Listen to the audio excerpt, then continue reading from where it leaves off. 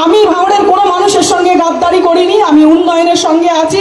যারা আমাদের বিপদে পাশে দাঁড়াবে, আজকে আমি বিরোধী দল থেকে আসলেও আমি বিপদে পড়লে সরকারটা আমার পাশে দাঁড়ায়, আমাদের ছেলেদের পাশে দাঁড়ায়। ভাঙড় থেকে এক এক করে সবাই কিন্তু আইএসএফ এ যুক্ত হচ্ছে, কেন জানেন তো?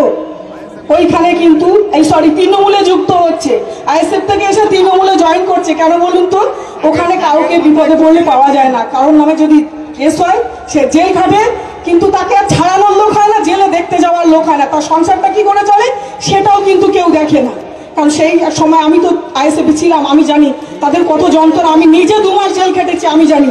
আমার পরিবারের সঙ্গে কেউ যোগাযোগ করেনি, আমাকে একবারও দেখতে যায়নি।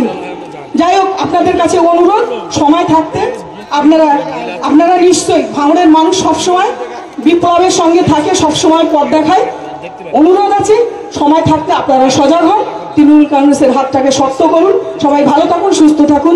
জয় হিন্দ, বন্দে মাতারাম। তৃণমূল কংগ্রেস জিন্দাবাদ, মমতা ব্যানার্জি জিন্দাবাদ, অভিষেক ব্যানার্জি জিন্দাবাদ, আমাদের অভিভাবক সরকারদা জিন্দাবাদ।